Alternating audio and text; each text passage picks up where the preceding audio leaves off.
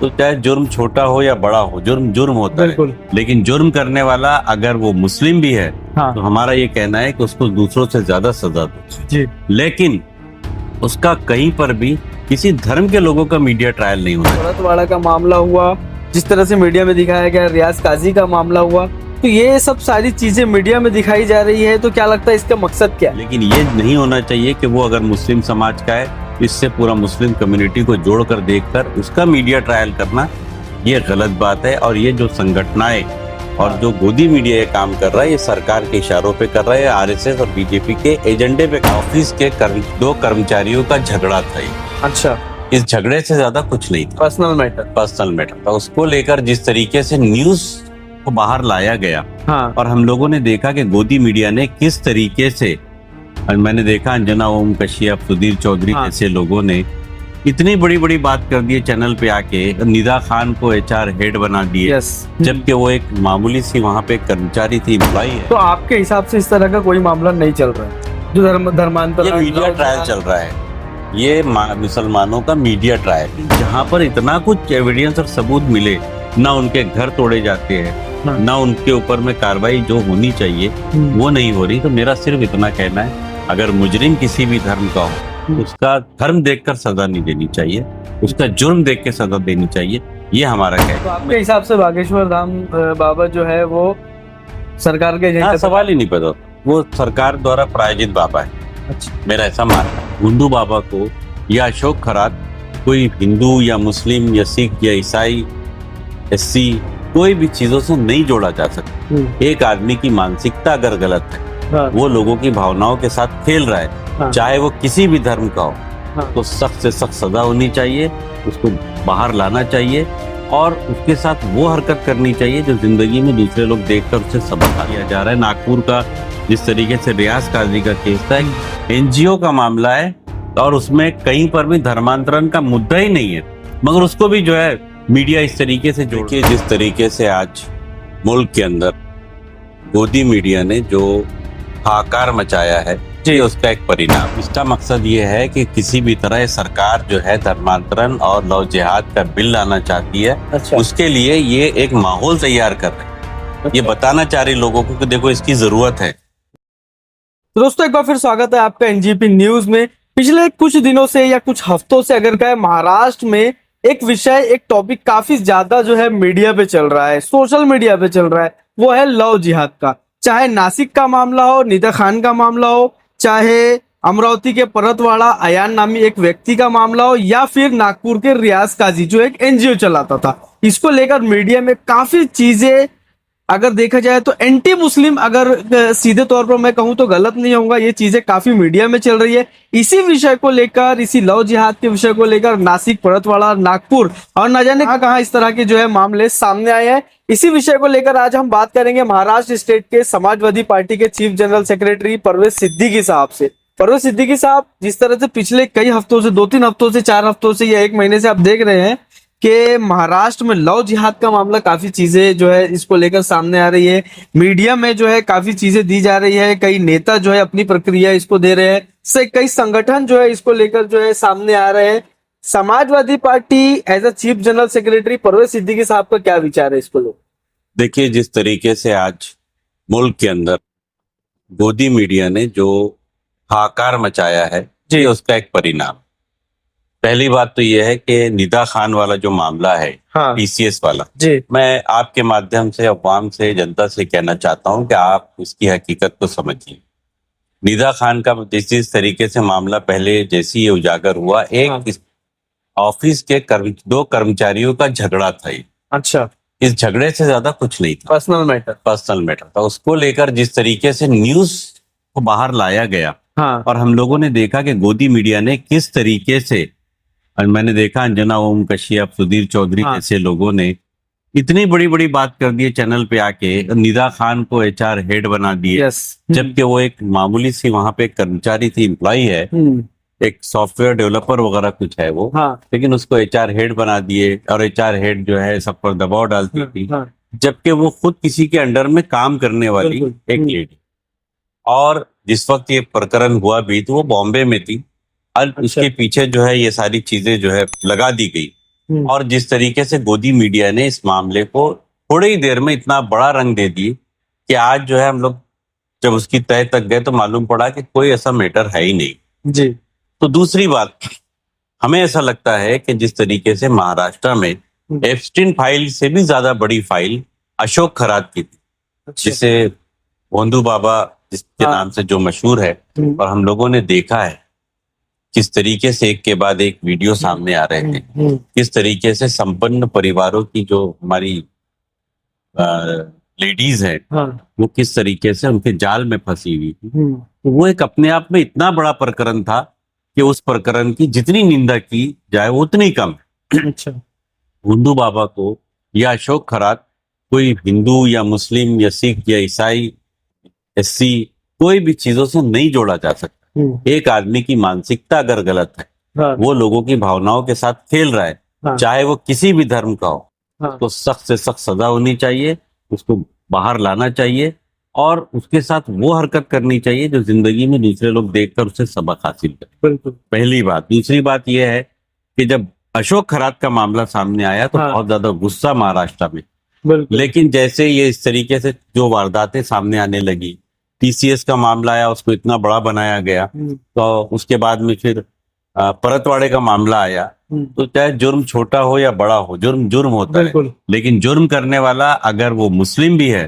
तो हमारा ये कहना है कि उसको दूसरों से ज्यादा सजा दो जी। लेकिन उसका कहीं पर भी किसी धर्म के लोगों का मीडिया ट्रायल नहीं होना चाहिए। अगर एक मुजरिम है तो उसको जो सख्त सजा हो सकती है वो उसको मिलनी चाहिए, लेकिन ये नहीं होना चाहिए कि वो अगर मुस्लिम समाज का है, इससे पूरा मुस्लिम कम्युनिटी को जोड़कर देखकर उसका मीडिया ट्रायल करना ये गलत बात है। और ये जो संगठनाएं और जो गोदी मीडिया ये काम कर रहा है, ये सरकार के इशारों पे कर रहा है, आरएसएस और बीजेपी के एजेंडे पे काम कर रहा है। टीसीएस की आप जो बात कर रहे हैं कि भाई न्यूज में इस तरह से चली और एक पर्सनल मैटर था, आपका ऐसा कहना है, लेकिन जिस तरह से खबरों में चला कि वो एक अंडर कवर ऑपरेशन चला वहां पर, उसके बाद ये सब चीजें उजागर। देखिए क्या होता है, एक कंप्लेंट के ऊपर में अगर पुलिस ने ये सारी चीजें की है तो पुलिस को कुछ एविडेंस मिला नहीं अभी तक की जितनी बातें, और ऐसा मामला जिस तरीके से मीडिया ने पेश किया था वैसा कोई मामला सामने नहीं आ रहा है। दूसरी बात यह है कि आपने देखिए कि परतवाड़ा के अंदर मैंने देखा हूँ,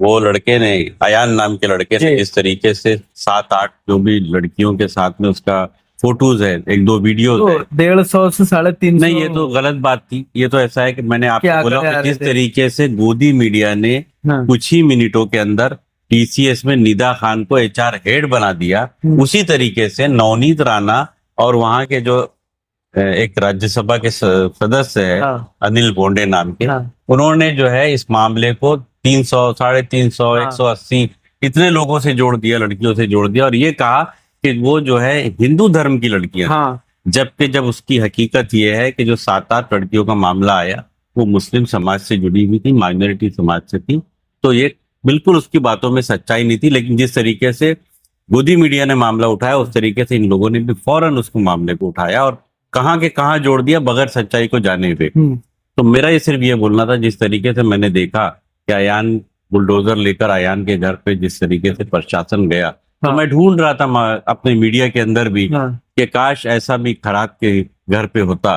तो मुझे लगता है कि धर्म देखकर जो है सजा तय नहीं की जा रही, मुझे लगता है कि नहीं बराबरी का काम चल रहा है, लेकिन ऐसा नहीं हो रहा है। खरात का जो मामला है वो एप्स्टीन फाइल से भी ज्यादा खतरनाक है, मगर उसको क्यों राजनीतिक शरण दी जा रही है या उस मामले को कमजोर किया जा रहा है, मीडिया को उस मामले को दबाकर दूसरे छोटे छोटे मुद्दों को ऊपर किया जा रहा है। नागपुर का जिस तरीके से रियाज काजी का केस था, एनजीओ का मामला है और उसमें कहीं पर भी धर्मांतरण का मुद्दा ही नहीं है, मगर उसको भी जो है मीडिया इस तरीके से जोड़ रहा मैंने देखा पिछले वक्त। लेकिन 2 दिन 4 दिन करने के बाद में जब उनको कुछ नहीं मिला तो खामोश हो गए। लेकिन जहां पर इतना कुछ एविडेंस और सबूत मिले, ना उनके घर तोड़े जाते हैं, ना उनके ऊपर में कार्रवाई जो होनी चाहिए वो नहीं हो रही। तो मेरा सिर्फ इतना कहना है, अगर मुजरिम किसी भी धर्म का हो तो उसका धर्म देखकर सजा नहीं देनी चाहिए, उसका जुर्म देख के सजा देनी चाहिए, ये हमारा कहना। तो आपके हिसाब से इस तरह का कोई मामला नहीं चल रहा है जो धर्मांतरण? ये मीडिया ट्रायल चल रहा है, ये मुसलमानों का मीडिया ट्रायल। नासिक का मामला हुआ, मैं आपको अमरावती पहले के भी बोल रहा हूँ और परतवाड़ा अभी का- भी बोल रहा हूँ कि जो जुर्म है ना, वो जुर्म देखकर सजा दो ना, चाहे वो किसी भी धर्म का हो, वो मुस्लिम हो, सिख हो, हिंदू हो, क्रिश्चियन हो, किसी भी धर्म का हो, उसके जुर्म को देखकर सख्त से सख्त सजा देनी चाहिए। बिल्कुल। उसके धर्म को देखकर सजा कम या ज्यादा नहीं होनी चाहिए। जुर्म को देखकर सजा बिल्कुल जो है, जिस तरह से आपका कहना है, लेकिन मेरा ये कहना है कि भाई नासिक का मामला हुआ, अमरावती के परतवाड़ा का मामला हुआ, जिस तरह से मीडिया में दिखाया गया, रियाज काजी का मामला हुआ, तो ये सब सारी चीजें मीडिया में दिखाई जा रही है, तो क्या लगता है इसका मकसद क्या है? इसका मकसद ये है कि किसी भी तरह ये सरकार जो है धर्मांतरण और लव जिहाद का बिल लाना चाहती है। अच्छा। उसके लिए ये एक माहौल तैयार कर रही है। ये बताना चाह रही लोगों को कि देखो इसकी जरूरत है।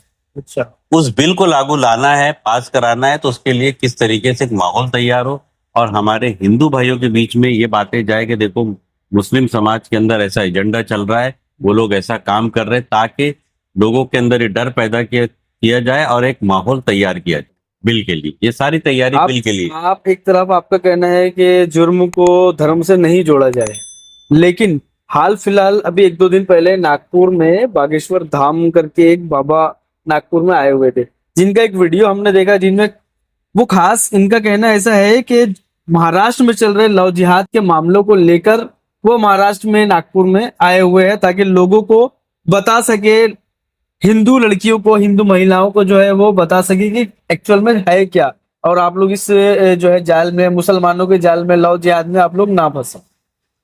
तो वो एक सनातन, एक धर्म गुरु जिसे मानते हैं, एक बड़ा पब्लिक फिगर है, वो इस तरह की बातें कर रहे हैं। पहली बात तो ये है कि हमारा देश भावना प्रधान मिट्टी का देश, बहुत अच्छा देश है हमारा, और इसी का फायदा जो है ऐसे धर्म गुरु, ऐसे कुछ मौलाना जो उल्टे सीधे काम करते हैं, ऐसे हाँ। कुछ लोग हमारे लोगों को बेवकूफ बनाते हैं, कोशिश करते हैं हाँ। उनकी भावनाओं के साथ। रहा सवाल है बाबा बागेश्वर का, तो मुझे लगता है कि वो सरकार के प्रायोजित बाबा है। अच्छा। हाँ, वो इस एजेंडे पे बात करते हैं जो सरकार चाहती है। तो मेरा ये कहना है कि कोई भी धार्मिक, और आप देखना हमेशा जो है अच्छे जो धार्मिक नेता होते हैं, हाँ। अच्छे बाबा होते हैं, हाँ। तो वो लोग अच्छे जो है योगी होते हैं। वो योगी आदित्यनाथ जैसे नहीं बोल रहा हूँ, अच्छा। जो अच्छे लोग होते हैं, उनकी जबान में बातचीत करने का एक तरीका होता है। धर्म के लगता है कि इस धर्म की बात की परिभाषा क्या हो सकती है, और कुछ लोग ऐसे होते हैं जो सरकार जिस चीज को पसंद करती है या सरकार जो एजेंडे को लागू करना चाहती है, वो उस पर काम करते हैं। तो आपके हिसाब से बागेश्वर धाम बाबा जो है वो सरकार के एजेंडे हाँ, पर- सवाल ही नहीं पैदा होता, वो सरकार द्वारा प्रायोजित बाबा है। अच्छा। मेरा ऐसा मानना है।